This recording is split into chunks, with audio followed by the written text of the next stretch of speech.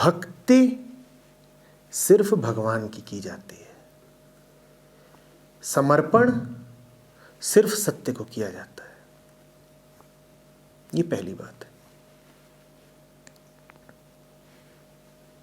घर वालों की भक्ति नहीं की जाती। देखिए, सुंदर संबंध होना, प्रेमपूर्ण संबंध होना, स्वस्थ संबंध होना एक बात है, और आपने कहा अंधभक्ति, वो बिल्कुल दूसरी बात है।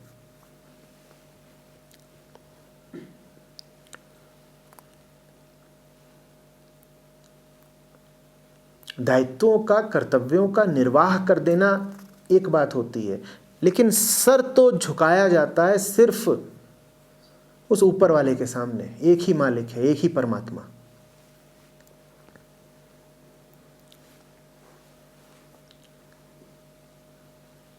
आपके जीवन में जो भी लोग हों वो सम्मान्य हो सकते हैं, श्रद्धेय नहीं हो सकते।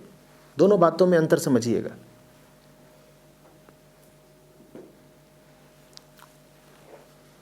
माँ हो, पिता हो, दादा हो, चाचा हो, ताऊ हो, जो भी लोग हों, बड़े बुजुर्ग, ये सम्मान्य हो सकते हैं, श्रद्धेय नहीं हो सकते। श्रद्धा तो बस उसके प्रति ही रखी जा सकती है। जिसने उसके अलावा किसी और के प्रति श्रद्धा रख ली, उसे बड़ी सजा मिलती है।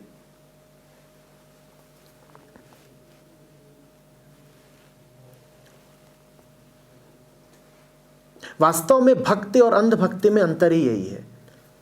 सत्य की ओर खिंचे चले जाओ तो भक्ति है, और सत्य के अलावा किसी और के सामने झुक जाओ तो अंधभक्ति है। भक्ति से बड़ा अमृत दूसरा नहीं, और अंधभक्ति विष मात्र है।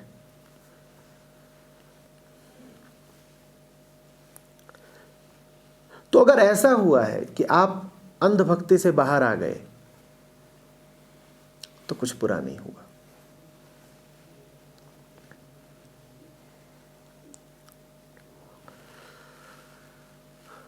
अब दूसरी बात पर आते हैं। आपने कहा आप हिसाबी किताबी हो गए हैं, आप देखने लग गए हैं कि आप जो दूसरों को दे रहे हैं उसमें आपको क्या मिल रहा है, इत्यादि इत्यादि, आप गणित करते हैं। ये बात बुरी नहीं है, अधूरी है। दूसरों से अपने रिश्ते में हिसाबी किताबी हो जाना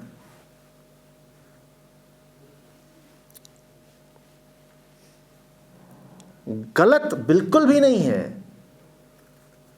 पर घातक है यदि आपकी गणनाएं अधूरी हैं। अधूरी गणना मत करना। किससे हमें क्या मिल रहा है और किसको हम क्या दे रहे हैं, इसको लेकर के हम बड़ी ओछी गणनाएं कर लेते हैं। छोटी छोटी बातें तो हम गिन लेते हैं।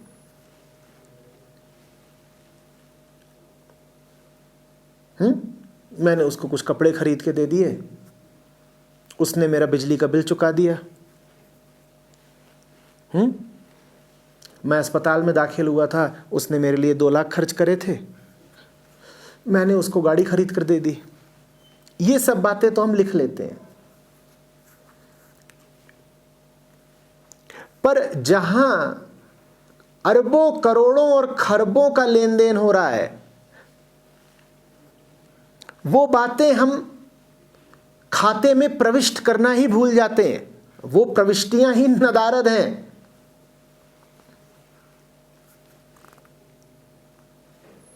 इसको कहते हैं पेनी वाइज पाउंड फुलिश। पैसों पैसों का तो हिसाब रख लिया, रुपयों का लेन देन भूल ही गए, उसका कोई हिसाब नहीं। छोटे छोटे मूल्य की जो चीजें हैं वो तो याद रख ली।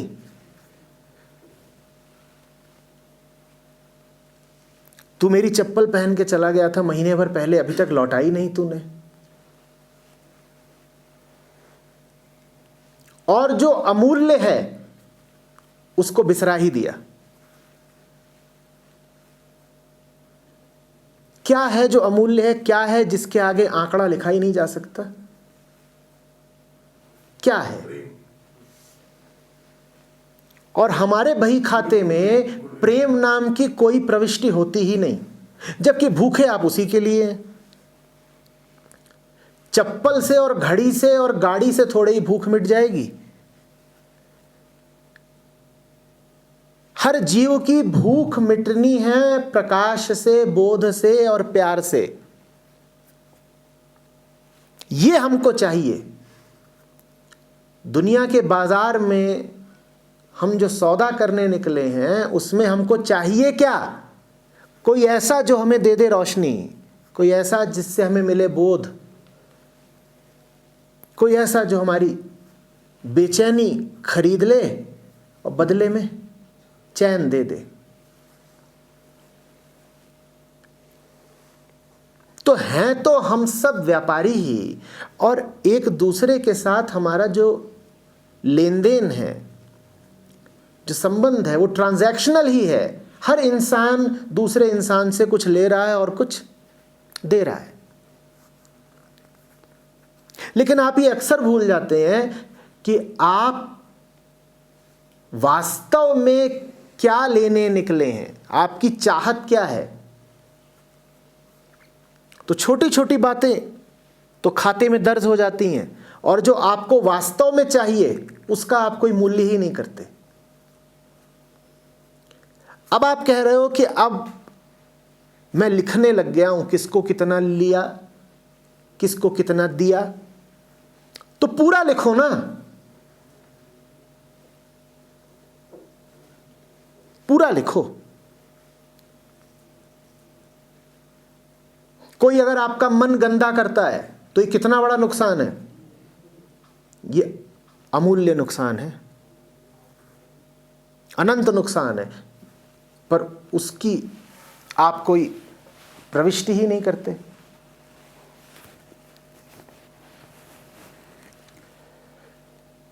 छोटा सा उदाहरण ले लो, आप नौकरी करते हो,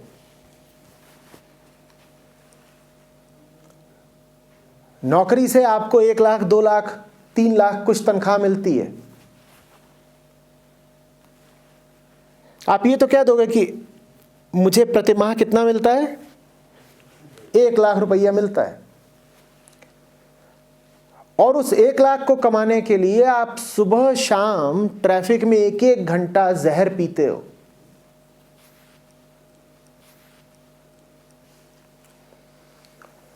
और उससे जो तनाव आता है और उससे जो आपका सर्वनाश होता है, उसकी तो आपने कीमत ही नहीं लगाई।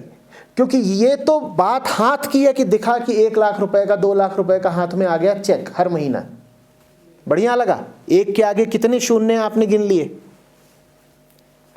ये तो गिना ही नहीं कि दिन भर एक कुत्सित गर्हित माहौल में जी रहे हो और मन को गंदा करे जा रहे हो, उसकी क्या कीमत है।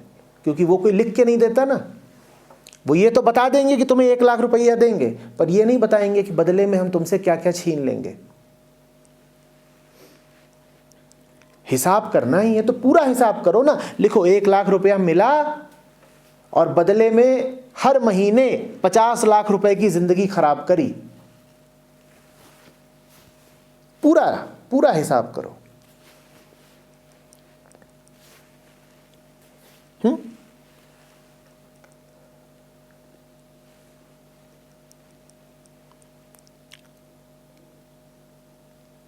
मर रहे हैं हम निराकार के लिए,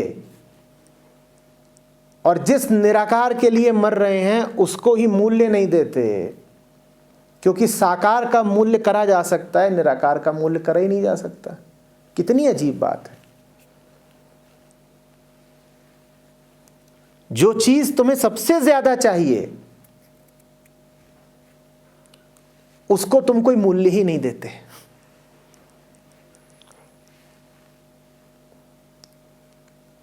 अमूल्य का मतलब होता है अनंत मूल्य, या अमूल्य का मतलब होता है मूल्यहीनता। बताना,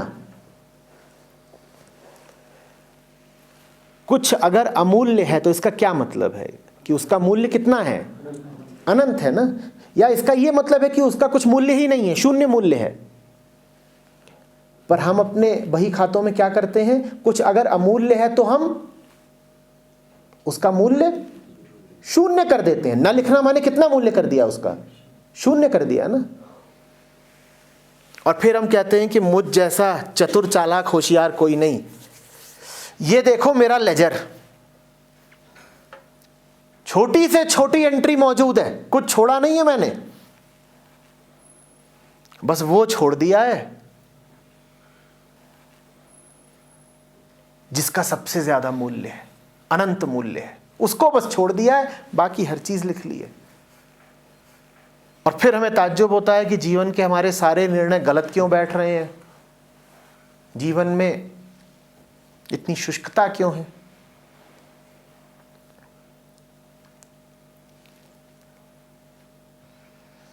क्योंकि हम स्थूल के पुजारी हैं। रुपया स्थूल होता है, दिखाई देता है कि मिल गया, पर अभी इस चर्चा में आपको क्या मिल रहा है वो सूक्ष्म है, तो दिखाई नहीं देता। वो दिखाई नहीं देता है तो आप उसका मूल्य ही नहीं करोगे। आप कहोगे नहीं, इसकी तो कोई कीमत नहीं है। उसकी कीमत बहुत बड़ी है, बस तुम उसकी कीमत कर नहीं पा रहे हो। ये तुम्हारी सीमा,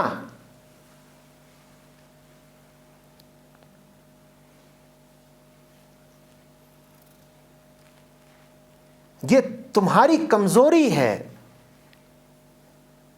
कि तुम्हें मूल्य करना नहीं आ रहा है प्रेम का। पर हम ये कैसे मान लें कि हमें तो प्रेम का मूल्य करना नहीं आता, बोध का, रियलाइजेशन का मूल्य करना नहीं आता। तो अपनी उस कमजोरी को छुपाने के लिए हम कहते हैं कि इनका कोई मूल्य है ही नहीं। हमारी हालत उस परीक्षार्थी जैसी है जो प्रश्न पत्र के कुछ प्रश्नों को अटेम्प्ट ही नहीं करता क्योंकि उसे वो आते ही नहीं है। और ये बात सही भी लगती है भाई, जो चीज पता ही नहीं है उसकी कोशिश ही मत करो। कौन उलझे, प्रेम का हमें कुछ पता नहीं तो कौन उलझे और पता करे कि प्रेम की क्या कीमत। बोध का हमें कुछ पता नहीं तो कौन उलझे और पता करे कि बोध की क्या कीमत। इससे अच्छा उनकी कीमत के आगे लिख दो शून्य। कौन पता करे कि समय की कितनी कीमत है। कैसे पता करेंगे बताइए। आपके जीवन के 2 दिनों की क्या कीमत है बताइए। और अगर कोई रोज दिन में आपके 2 घंटे खाता हो चक चक करके, तो माने आपके कितने रुपए खा गया, गिनिए। पर कोई आपका 100 रुपया चुरा के भाग जाए तो आप कहेंगे चोर चोर। और कोई रोज चक चक करके आपके 2 घंटे खाता हो तो आप कहेंगे नहीं, ये तो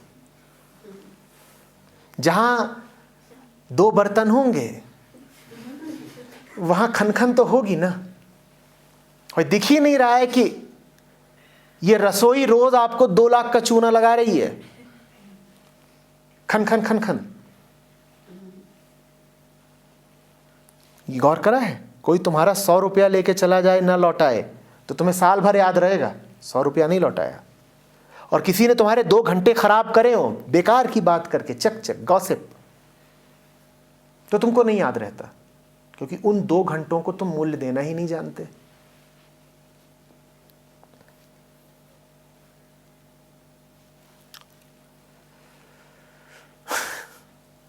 कोई आकर के आपका ये सफेद कुर्ता पैजामा गंदा कर जाए, आप तुरंत पकड़ लोगे, निकाल ड्राई क्लीनिंग के 200 रुपए, निकाल। कोई गाड़ी में डेंट मार जाए, बीच सड़क में लड़ोगे, निकाल 5000। गाड़ी में धब्बा लग गया, आपको तुरंत समझ में आ जाता है 5000 का नुकसान हुआ। कपड़ों में दाग लग गया, तुरंत आप समझ जाते हो कि 200 का नुकसान हो गया। और जो कोई आके आपका मन गंदा करता रहता हो, उससे आप कभी मुआवजा मांगते हो? मांगते हो मुआवजा?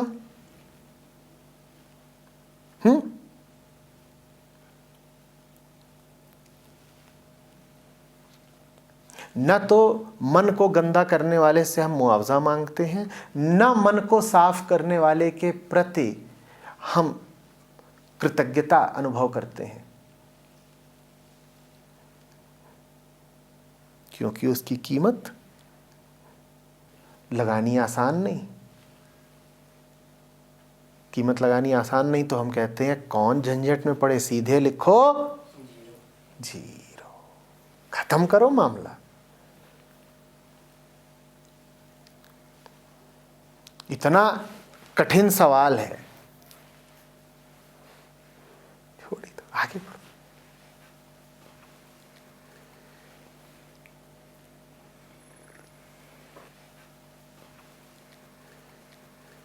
बिल्कुल देखिए, कोई गलती नहीं कर रहे हैं आप। अगर मन गणित करता है, तुलना करता है, हिसाब करता है, हिसाब करिए। हिसाब इसलिए करिए क्योंकि आपको सांसें भी हिसाब से मिली हुई हैं। कहां नफा हो रहा है, कहां नुकसान हो रहा है, जरूर गिनिए। इसलिए गिनिए क्योंकि आपको दिन भी गिनकर मिले हुए हैं। दिन आपको अनंत मिले हैं क्या? तो दिन जब आपको गिनकर मिले हैं तो यह भी गिनिए ना कि अपने दिन बिता कहां दिए। जब दिन गिनकर मिले हुए हैं तो यह गिनती भी करोगे ना कि इन दिनों को बिताया कहां, खर्च कहां किया, या यह गिनती करोगे नहीं? अगर तुम अमर होते, अनंत समय होता तुम्हारे पास, तो जितना समय तुम चाहते बर्बाद कर सकते थे। पर जब देने वाले ने गिनती करी तो तुम्हें भी गिनती करनी जरूरी है। वो गिनती करो, जरूर करो। बस मैं ये कह रहा हूं, वो गिनती पूरी करो, पूरा हिसाब करो। पहले तो कंडीशनल कुछ था ही नहीं, जो भी था पूरी तरह से अनकंडीशनल था। लेकिन आज के दिन में अगर मुझे कोई कुछ कहता है करने के लिए, या मुझे कोई ऐसा दिखाई पड़ता है कुछ करने के लिए, तो मेरे मन में आता है मेरे लिए क्या किया। ठीक, अगर नहीं किया तो मुझे लगता है कि मुझे नहीं करना चाहिए। ठीक, तो यही साफ साफ देखना है कि क्या किया। यही तो गणित साफ लगाना है कि किससे क्या मिला और बदले में मैंने क्या दे दिया। यही तो देखना है। और ये देखना कोई पाप की बात नहीं है, ये जरूर देखिए। आप में से कुछ लोगों को लग रहा हो कि अरे प्रेम में तो हिसाब किताब रखा नहीं जाता, और आचार्य जी कह रहे हैं रखो हिसाब किताब। मैं कह रहा हूं जरूर रखो। प्रेम तो पूर्ण हिसाब किताब की कला है। इसीलिए तो प्रेम में जान भी दे दी जाती है, क्योंकि पता होता है कि जान दे के भी जो मिल रहा है वो अमूल्य अनंत है। प्रेम में यूं ही जान नहीं दे दी जाती, वहां भी बड़ा स्वार्थ होता है, बड़ा हिसाब किताब होता है। तुम कहते हो जान छोटी चीज है, और जो मिला वो बहुत बड़ी चीज है, इसलिए जान दे रहे हैं। प्रेम के पास इतना अनंत कारण होता है कि तुम कह देते हो कि प्रेम अकारण होता है। अकारण वास्तव में नहीं होता, कारण में अनंतता होती है।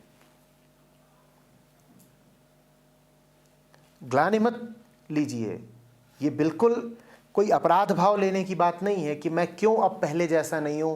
पहले मैं अनकंडीशनली, आपके शब्दों में, बांटता ही रहता था, देता ही रहता था, और अब क्यों मेरे मन में यह विचार आता है कि क्यों दूं, इतना तो इसको दिया, इससे मुझे मिला क्या। यह विचार बुरा नहीं है। अगर बुरी है तो इस विचार की अपूर्णता, यह विचार पूरी तरह आए, पूरी तरह आए। जब ये विचार पूरी तरह आएगा तो अपने साथ न जाने कितनी रोशनी लेकर आएगा। फिर सड़क के किसी कुत्ते को 5 रोटी देते वक्त आप ये नहीं सोचोगे कि मैंने इसे 5 रोटी दी। आप पूरा हिसाब लगाओगे, कहोगे मैंने तो जो दी वो बस 5 रोटियां हैं, और इससे जो मुझे मिला वो शायद 5,000 5 लाख की चीज है। आप निर्गुण के गुण गाने लगोगे, आप अमूल्य का मूल्य लगाने लगोगे, क्योंकि कुत्ते ने आपको रुपया तो दिया नहीं, पर दिया तो है कुछ दिया कि नहीं दिया? जो दिया आपको उसकी कीमत समझ आने लगेगी। और जब कीमत समझ आने लगेगी तो आप छाती तान के नहीं घूम पाओगे कि अरे मैंने इस कुत्ते को 5 रोटी देकर इस पर एहसान किया। अब आप अनुग्रहित रहोगे। आप कहोगे मैंने तो दी श्वान देवता तुमको बस 5 रोटियां, और तुमसे जो मुझे मिला वो था 5 लाख का। अब आप कहोगे अनुग्रहित हूं मैं कि तूने मेरे हाथों से रोटियां ग्रहण की। अब आप ये नहीं कहोगे कि कुत्ते को रोटी फेंक दो 5। आप कहोगे मैं तुझे दे रहा हूं, तू ले रहा है, तू मुझ पर उपकार कर रहा है। क्योंकि अभी अभी मैंने पूरा हिसाब करके देखा कि दे तो कम ही रहा हूं, ले बहुत ज्यादा रहा हूं। अब आपको जीवन जीने का एक नया तरीका, एक नया आयाम मिल जाएगा। अब आपको साफ समझ में आने लगेगा कि नफा कहां है, नुकसान कहां है। और जो जानने लग जाता है कि लाभ कहां और हानि कहां, उसका लाभ बहुत हो जाता है। आप तो क्षोभ में लग रहे हैं। ऐसा लग रहा है जैसे आपको बुरा लग रहा है कि आप क्यों अब बेशर्त दे नहीं पाते, क्यों अब विचार करते हैं और हिसाब करते हैं। बिल्कुल आप गलत नहीं कर रहे हैं। संतों ने इतना तो चेताया है ना कि अरे लुटे जा रहे हो, लुटे जा रहे हो। यही तो बता रहे थे वो। कबीर साहब इतना तो बताते हैं कि देख तेरी गठरी में लागा चोर मुसाफिर। माने क्या है कि लुटे ही जा रहे हो। यही है ना, होशियार रहना रे नगर में चोर आएगा। यही तो बता रहे हैं कि लुटे जा रहे हो। संतों ने इतना तो समझाया है कि अरे कुछ तो देखो, कुछ तो हिसाब करो, तुम लुटे ही जा रहे हो। लेकिन हम हिसाब के कच्चे होते हैं। तो इसीलिए गलत जगहों पर धन भी खर्च करते हैं, समय भी खर्च करते हैं, ध्यान भी खर्च करते हैं, और सही जगहों पर न समय खर्च करते हैं, न धन खर्च करते हैं, न श्रम खर्च करते हैं, न ध्यान खर्च करते हैं। हम अपने आप को ही खर्च कर देते हैं बिल्कुल गलत जगहों पर, क्योंकि हमारा हिसाब गलत है। सही जगह पर अपने आप को खर्च करिए। कोई आपने अपराध नहीं कर दिया अगर किसी गलत सौदे से हाथ वापस खींच लिया। आप पर कोई जिम्मेदारी नहीं है कि कोई ऐसा सौदा करते ही जाओ जिसमें आप रोज लुट रहे हो। और अगर कोई ऐसा सौदा है जिसमें अनंत दे रहे हो, अनंत पा रहे हो, तो उस सौदे में और निवेशित हो जाओ। उसमें अपने आप को और संलग्न कर दो। चतुर व्यापारी बनो भाई। जहां नुकसान है वहां से पीछे हटो, जहां फायदा है वहां और कूद जाओ।